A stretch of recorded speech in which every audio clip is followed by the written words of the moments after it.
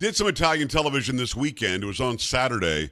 And the feedback that we're getting from the conversation, which was about the big LNG deal with the EU and the United States, was that how dare you tell us we have to pay more money for fuel and for energy and for gas? And some Italians are not very happy with that. I'm here to say you got to be happy with it because we're the ones that are protecting you. Why enrich Russia and Vladimir Putin? To that end, let me get with the founder and executive director of Power of the Future. It is Daniel Turner. Daniel, how are you? Good to see you again. Hey, it's always great to be on your program. Thanks for having me back. So what is your response to the Italian people that are giving me a hard time? Because I think it's good that the LNG deal is happening again. It happened in Trump 1, and then Biden somehow shut off the spigots and the outlets and the terminals in Louisiana. And now we're going to make them buy it from us again instead of enriching the country that's invading another country in Europe. I mean, I think the Italian people should probably be happy about this, shouldn't they? Oh, absolutely. And it's a point that President Trump made often during the campaign last year. In fact, he even brought it up during the debate with then Vice President Harris, saying that the EU has spent more buying Russian oil and gas than they've actually given to Ukraine in Come on. aid. And so Russia never stopped selling oil and gas despite the embargoes.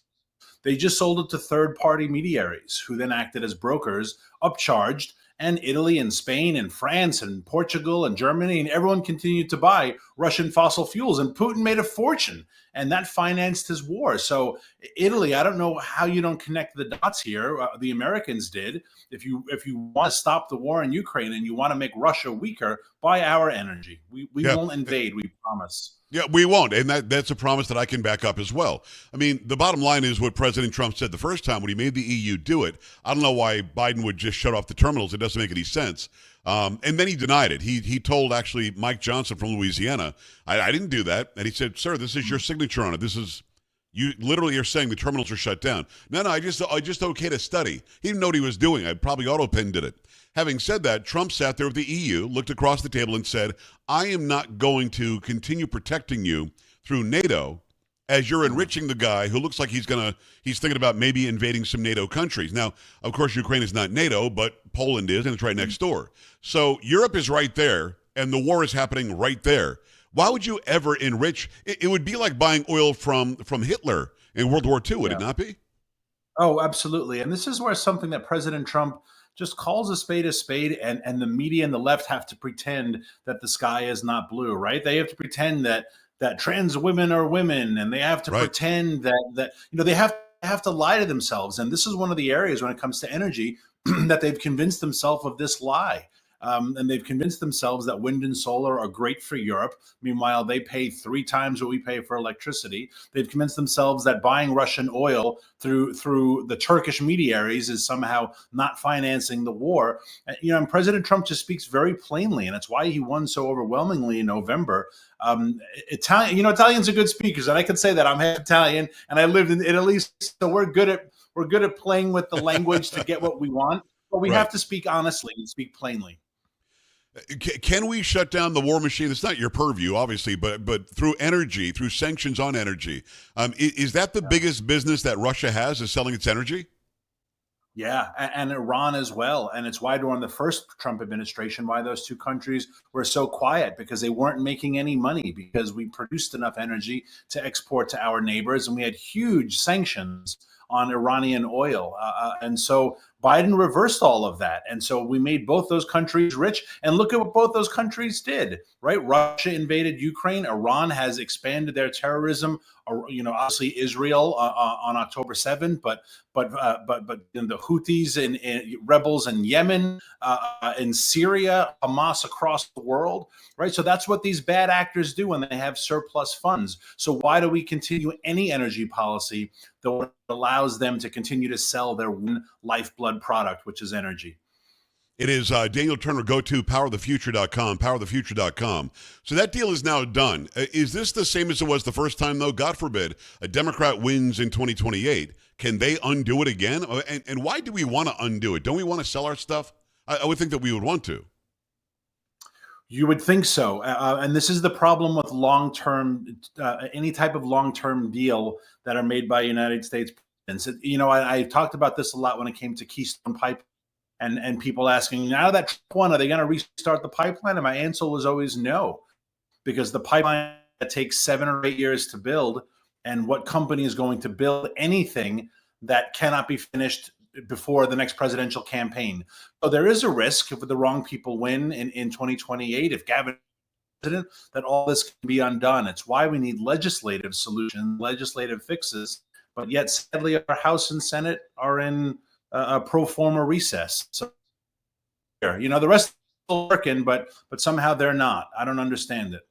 Our internet was great, and then it got a little bit weird. I don't know if you have kids playing the Xbox or whatever's going on, but we can still hear you pretty well, Daniel. It's a little bit choppy on the video, but that's okay. I want to continue. I think you mentioned Gavin Newsom, and I'm not sure why that guy thinks he can be the president of the United States, but you're right. He does think he can be the president of the United States. And should he get that job, just like what Otto Penn did for 4 years, you're going to see a far left-wing progressive anti-energy stance again, and I just don't understand it. So when it comes to who we elect, and I don't want to get too far ahead of myself here. A lot of people ask me what I think about 28. I don't think about it much. I want 25 to be great. But when it comes to who we elect, even on a state level, even on a county level, even on a city level, should energy be a top priority for voters before they pull that lever? Oh, absolutely. And yet we don't really talk about energy when we have gubernatorial or mayoral elections. What's the hottest mayoral election right now in the country is New York City. Yeah. No one's talked about how expensive electricity is in New York. What's the plan to increase electricity? I am in Virginia. I live in rural Virginia. A third of the nation's data centers are in Virginia. No one in our gubernatorial election is asking the candidates, what's the plan to increase electricity production in Virginia? We talk about, again, sexy issues that get a lot of clicks and that get the news all excited. But these are really important issues because everyone pays an electric bill, and your governors and your mayors and your city councils have a lot more input on energy actually than Washington, D.C. does. It is Daniel Turner, powerthefuture.com. Go there. I'm glad you brought up New York. Obviously, she's the governor for the entire state, not just for New York City. But Kathy Hochul wants to make everything electric. You can't do anything other than electric. You got 8 million people just in New York City. You got New Yorkers that like their gas stoves. They like to have alternative forms of energy. How likely is she to get that done? Because if she gets it done, is there enough electricity? And why are we being sold that electricity is the best way to go when we know these power grids, if they go down, the entire city is dark? It's a great point. And I actually have an op-ed in the New York Post just over the weekend on this very issue. The new proposal of the governor, which is to electrify everything, actually, it was just upheld, unfortunately, by a federal judge declaring that it was constitutional for the state to do this. And so they're pushing everyone towards electric, which means if you're building a new house, you can't have now, by law, you can't have a gas hot water heater. You can't have a gas stove. You can't have a gas or propane furnace, etc. Can't have a gas grill hookup in your backyard. I don't know why the government thinks this is a good thing. Does she really think that New York's contribution to the emissions climate crisis, gas stoves in New Yorkers' homes is the deal breaker? And so what she's doing is she's pushing everyone towards electricity, and the grid is absolutely not sustainable at that point. So she's really risking the lives and the well-being of her state for this crazy green agenda. Now, she wants to be reelected next year. Will she reverse course? I don't know. I don't know if she has the political will to stand up to the radical green movement, even if it means punishing New Yorkers in the process. Is the radical green movement really still that powerful? Because we know that the Green New Deal was hated by Americans. It made our economy horrible. It wasn't about decreasing inflation. In fact, it didn't reduce any inflation at all. It made inflation go up as we saw a steady stream of inflation. Yeah. And when it comes to energy, I mean, are people really waiting in line to talk about how horrible liquefied natural gas is, which is very clean, or other types of natural gas or nuclear? I mean, electricity is not the cleanest. You've got to make the electricity somewhere, don't you? We're not getting it all from solar farms in New York City. That's for sure. Yeah. No, and you're absolutely right. The green movement is kind of in abeyance right now, but they're not out. They're just down, right? There are sexier things happening for the radical left to jump on, right? Israel is the most common right now, but there are lots of other issues for lefties that are occupying the time. And quite frankly, at least where I am right now, and all through the Northeast, it's oddly cool for the first week in August. And so it's hard to protest climate change when you're not sweating. But remember, these are organizations that have 30, 40 years in the climate space, and the John Kerrys and the Tom Steyers, and they're huge organizations with hundreds and hundreds of activists and attorneys and huge budgets. They're not going to go away. So they'll just keep their head down for a little while and bide their time. But the green movement is never out. And that's why I fight them every single day. It is Daniel Turner. Go and join the fight as well. Powerthefuture.com. Powerthefuture.com. When we look at what's happening with the Outer Continental Shelf, with ANWR, with research and development and drilling actually possible now under a new administration, is there any way to make that stuff in stone instead of allowing new executive orders and new policies from another administration just to change everything again? And how positive a move is it to go and get our own stuff? Because people will make the argument, well, Pags, it's a world market. It doesn't matter if we add more to it. I think that if we are a net exporter, that shows that we can literally be independent if we had to be, and the bad guys in fill-in-the-blank country that doesn't like us can't do anything to us. Fill in the blanks on all of that. Yeah. Drilling is allowed again. We're going to go do research and development on land that we should have tapped into a long time ago. And energy exporting, being a net exporter, that's really good, isn't it?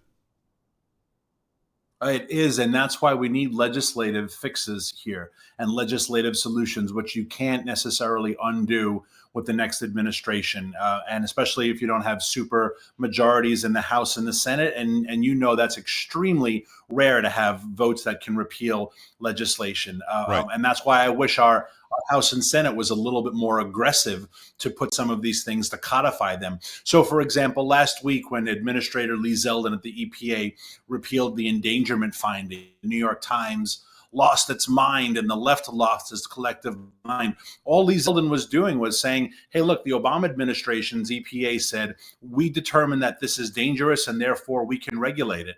All I'm doing is saying, EPA can't make up that decision. That's for Congress to decide. And if Congress says greenhouse gases are deadly, well, then Congress needs to define what's a greenhouse gas. And Congress needs to define how many particles per million are allowed as that greenhouse gas. Instead, what happens is you get activist legislators like Michael Regan, administrator, who just arbitrarily chooses a number. And everyone has to close up shop, shut down their business to appease Regan. And so we need legislative fixes that can't be undone and can't be at the whims of a crazy bureaucrat.